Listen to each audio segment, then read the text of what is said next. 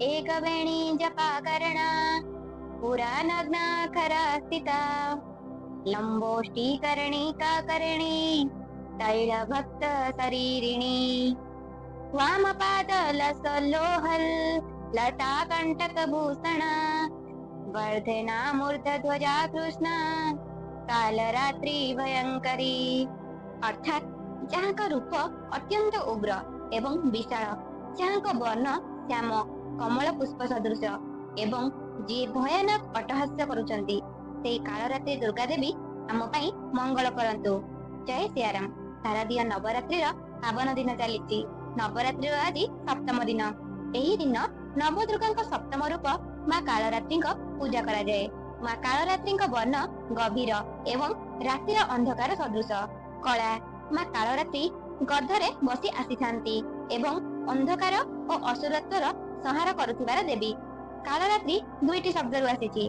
काल अर्थात समय, रात्रि अर्थात राति, माने काल को हारिला वाली से कालरात्रि। मां को रूप अत्यंत उग्र एवं रौद्र, जेउथिरे से भयानक अट्टहास्य करुछंती। जेबे मां पार्वती शुंभ निशुंभ और रक्तबीज को वध करिबा पई निजर सुनेली रंग को त्याग करी क्रोधरे पूर्ण हेले, सेतेबेले से कालरात्रिर भाबे परिचित हेले। दानव मानक संहार पई से गधरे बसी आसीछंती। हातरे अस्त्र शस्त्र धारण करी युद्ध मंडल रे प्रवेश गले। मां को एही रूप अत्यंत रौद्र और भयावह, किंतु से मां कालरात्रि अत्यंत दयालु और कल्याणकारिणी। मां आद्यशक्ति एही रूप को शुंभ निशुंभ और रक्तबीज परी दुष्ट दानव मानक संहार पई धारण कले। देवता मानक सुरक्षा पई नवरात्रि सप्तम दिन मां कालरात्रि प्रकट हेले। मां कालरात्रि अर्थात मां काली निज भक्त मानकु भय और अकाल मृत्यु सुरक्षा करुथिबार देवी। एही कालरात्रि नवदुर्गा रुद्र रूप। नवरात्रि सप्तम दिन मां कालरात्रि पूजा अर्चना करा जाए। जेबे मां पार्वती क्रोधित होई रौद्र रूप धारण कले, तांकर रंग कला होई गला। एही कारणरु से मां काली बोली परिचित हेले। मां काली पूजा आराधना करिबारु जीवन रे समस्त प्रकारर भयरु मुक्ति मिले। मां काली पूजा आराधना व्यक्ति समस्त प्रकारर सिद्धि प्राप्त करि पारे।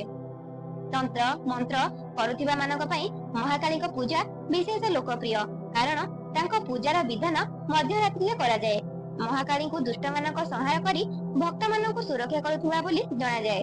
सेथिपई से वीरता और साहसर प्रतीक। मां आद्यशक्ति निजर विभिन्न रूप रे महिषासुर, धूम्रलोचन, तारकासुर, बाणासुर, चंडमुंड परी अनेक दानव को वध करिथिले। देवी दुर्गा महाभयानक रक्तबीज को बद्ध करने पाई निजर तेजरु मां काली बा मां कालरात्रि को सृष्टि कले। मां कालरात्रि भक्त मानक उद्धार करुथिबार देवी। से भक्त मानक रिद्धि सिद्धि प्रदान करंती। दानव मानक बद्ध पाई से कालरात्रि हेले। तांको शरीर रात्रिर अंधकार सदृश कला। तांकर केश विकीर्ण, गळारे वज्रतुल्य खपुरीर माला। तांकर चारोटी हाथ अछि। गोटे हाथरे खड्ग, अन्य हाथरे लुहार कांटा। एही अस्त्र शस्त्र सहित मां काली रक्तबीज को वध करिथिले। तांकर तीनोटी नेत्र अछि। क्रोधित हेबारु तांकर श्वासरु अग्निज्वाला प्रकट हुए, जहाठारु समस्त दानव दही जाई भस्म हेउथांती। मां पार्वती काहेकि देवी कालरात्रिकर एही रूप धारण करिथिले जानिछंती? ता पछरे मध्य एक सुंदर पौराणिक कथा रहिछि। आसंतु सेही कथा श्रवण करिबा। एही कथा अनुसारे शुंभ और निशुंभ और रक्तबीज नामक दानव माने तीनोटी लोकरे निजरा अत्याचार प्रसार करिदेले। रक्तबीज अत्यंत शक्तिशाली थिला। तांकर बळ तांकर रक्तरे, कारण जेबे युद्ध क्षेत्र रे एही योद्धा तांको अस्त्र शस्त्र रे आघात करुथिले, तांको शरीररु रक्त बुंदा माटीरे पडिले सेही बुंदारु तांको परि अनेक क्रूर राक्षस सृष्टि हेइ जाउथिला। जेउठारे जेउठारे तांकर रक्त बुंदा पडुथिला, सेठारे सेही परि शक्तिशाली राक्षस उपस्थित हेउथिला। एही परि बरदान ताकु मिलिथिला। एही कारणरु केही ताकु मारि पारु नथिले। समस्त देवता माने मध्य तांको पाखरे पराजित हेउथिले। तेणु से तीनोटी लोकरे विजयी हेले एवं देवता मानकु अत्याचार करिबा आरंभ कले। समस्त देवता दुखित होई मां पार्वती को पाखकु आसी निजर वेदना कहिले। मां पार्वती को प्रार्थना करी सेमाने एही दुष्ट दानवरु सुरक्षा पाइबाकु विनय कले। देवता मानकर दुख सुनी मां पार्वती अत्यंत क्रोधित होई गले।